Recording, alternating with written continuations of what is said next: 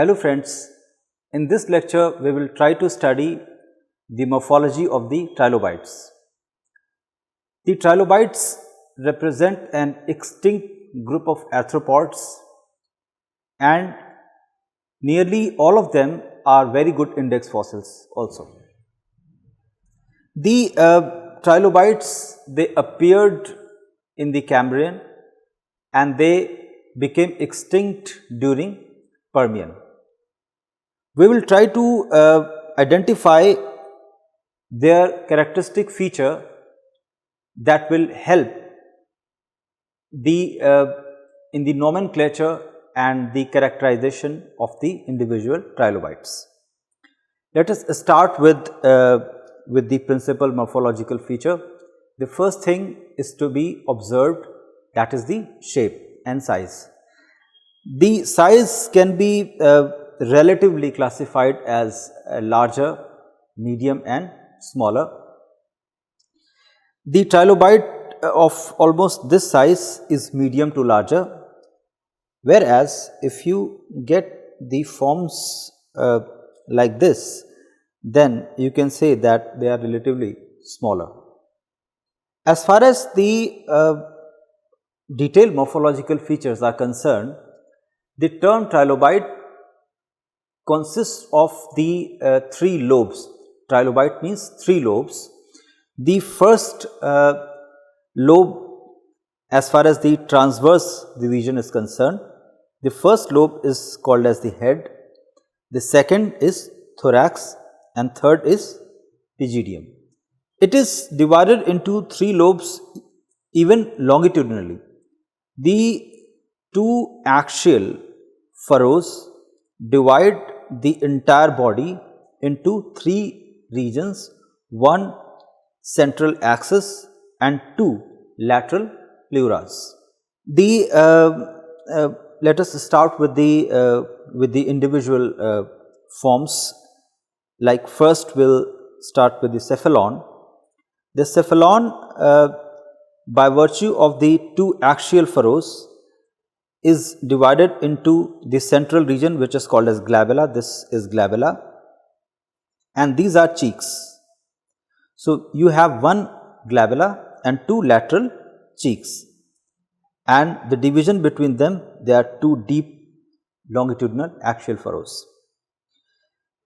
As far as the cheeks are concerned, you have a facial suture that runs through the cheeks.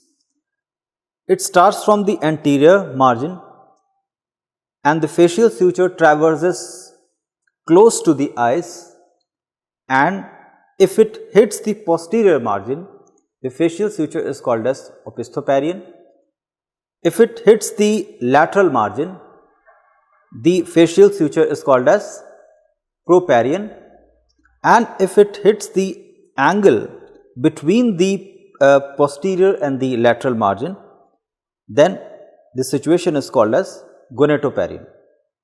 So, you can have three principal and different kinds of the facial suture: opisthoparien, gonatoparien and proparien. The eyes in the trilobites can be kidney shaped, can be knob shaped, can be larger, can be smaller. Some trilobites are even without eyes, so they are all blind trilobites. We will now start the morphological details of the individual specimens, whatever is available with us here. So, we have with us here Phacops.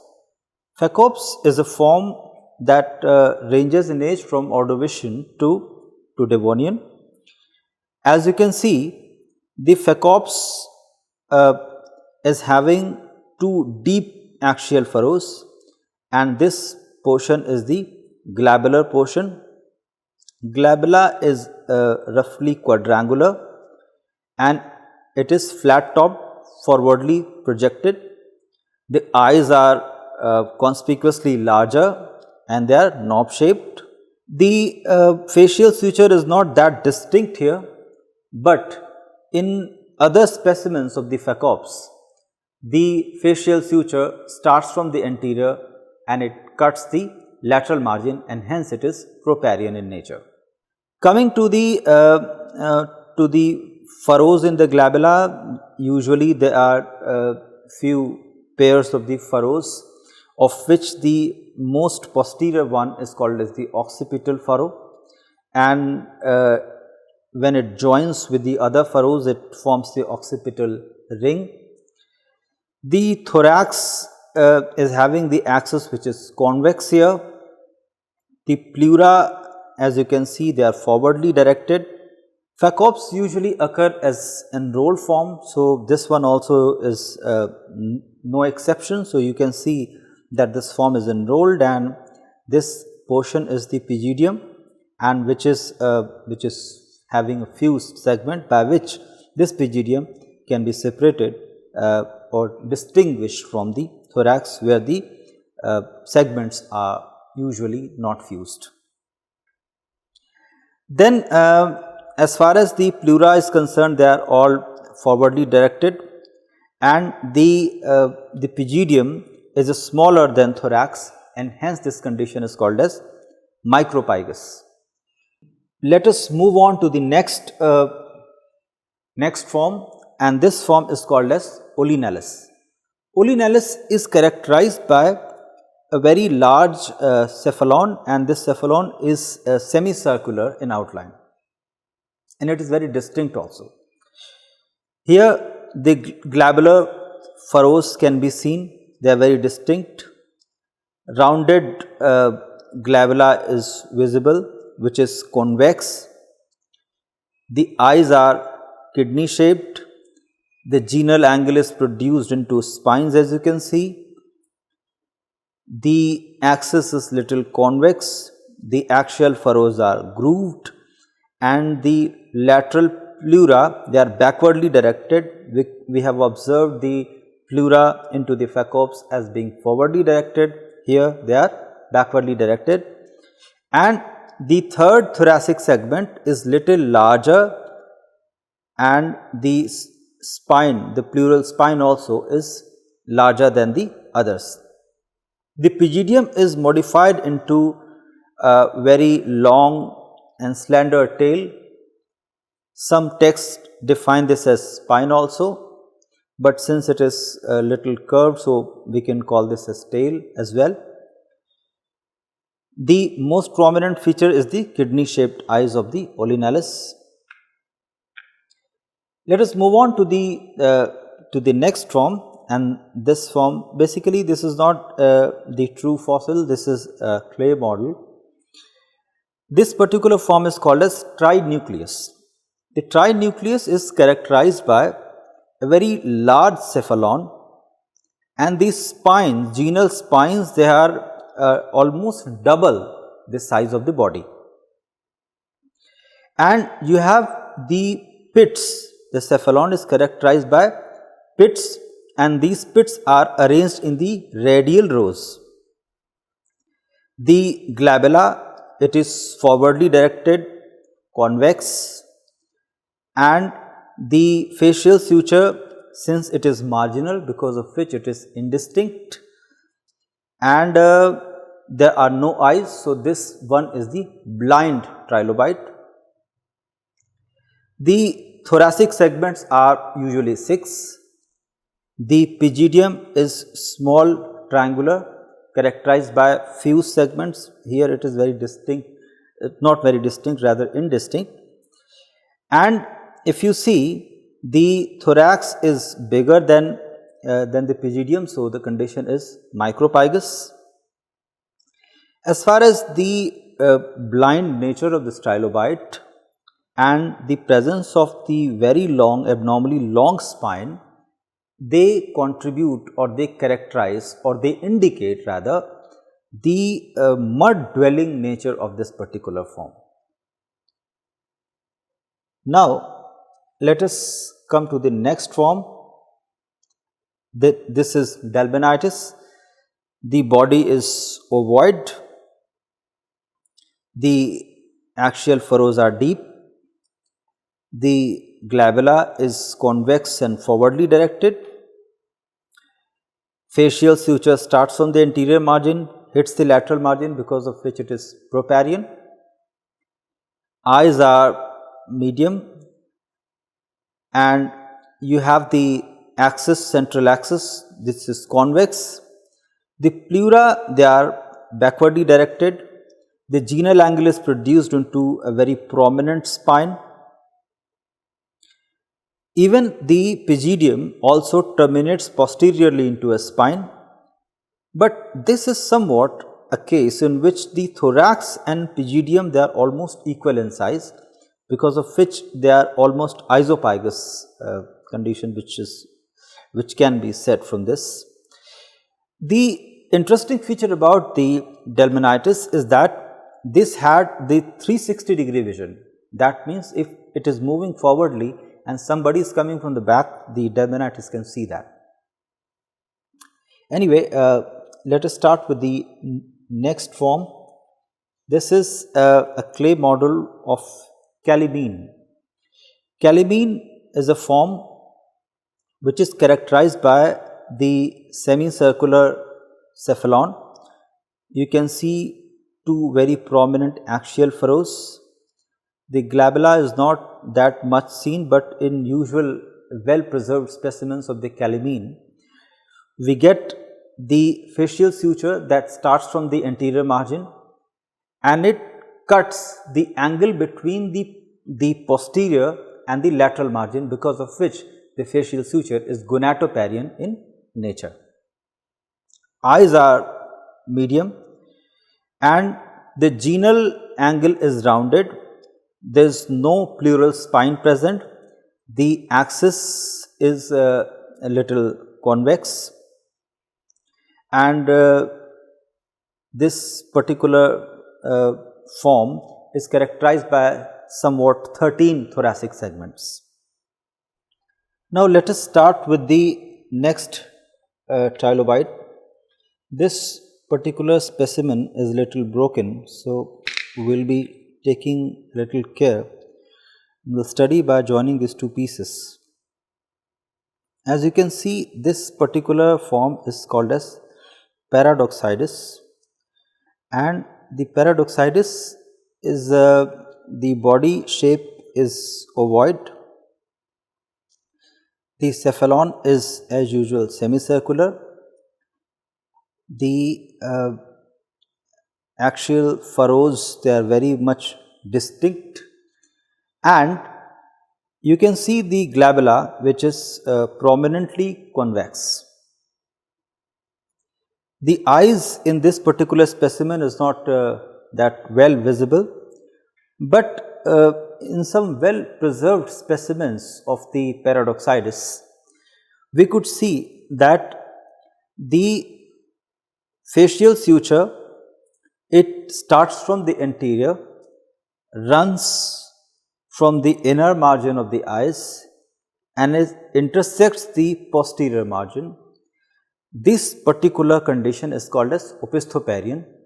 So, the facial suture in Paradoxidis is opisthoparien. And as far as the glabral furrows are concerned, they are also not that well visible here, but there are almost three pairs of the transverse glabellar furrows. The axis, central portion or the axis is little convex, and the pleura, which is the lateral portion, they are projected backwardly, and the most characteristic feature of this form Paradoxidis is the presence of a very long genal spine. The pygidium is much shorter than the thorax. Thorax is the most longest portion in the body of the Paradoxidis. So, this condition is also usually micropygous. So, as we have seen, many rather few specimens of the trilobites, the part that one should observe while studying trilobite is that whether I am able to see the eyes or not. The characteristic feature that in nutshell a paleontologist should observe is whether you can see the axial furrows, whether you have the facial suture distinct or not, whether the eyes are visible or they are not, and if they are visible, what morphology do they have. Like if you see here, the eyes are knob shaped, here you see the eyes are bean shaped or kidney shaped, whereas in some forms the eyes are not at all present, and whenever the eyes are not present, they are usually characterized and supported by other morphological features. Like here you see that this trilobite is blind and it has a very long spine. The functional morphology of such the morphological traits is that such forms usually thrive in mud or swampy areas where they dig into the mud. So, if you yourself find in a muddy area, so muddy areas are normally slippery and you would be requiring some spiny shoes so that you can protect yourself from being slipped. The presence of very long or abnormally long spine and the blind nature, that means the absence of eyes, it indicates that they were mud dwellers. So, they do not require eyes to see because they were filter feeders, and since they had long spine, that means that will be reflecting the kind of the ecosystem they lived in. It has also been seen in the trilobite that the early trilobites, they had well developed eyes, whereas the later ones they lost their eyes, maybe because of the change in the ecosystem or the ecology of or their functional morphology. Such kind of the evolutionary changes were brought into the trilobites. Then in variety of the cases, as I told you, that they are good index fossils and they have suffered extinctions also, like their diversity have declined at the end of Devonian, Biafrasnian, Flammanian mass extinction, but then these populations they improved later, but ultimately at the end of the Permian, by the Permian Triassic mass extinction, the trilobites became permanently extinct. The form that is presently available by which we can compare the morphology of the trilobite is the limulus, and because of which the limulus is also called as the living fossil. The general name for the limulus is king crab. So, you can search the images of the king crab and you will find that the overall morphology, that means it is analogous. You can correlate the morphology of the trilobite with that of the limulus or the king crab. I hope you have enjoyed this and you have understood this morphological analysis of the trilobite. We will be discussing more about the other paleontological groups in the lectures to come. Till then, thank you very much.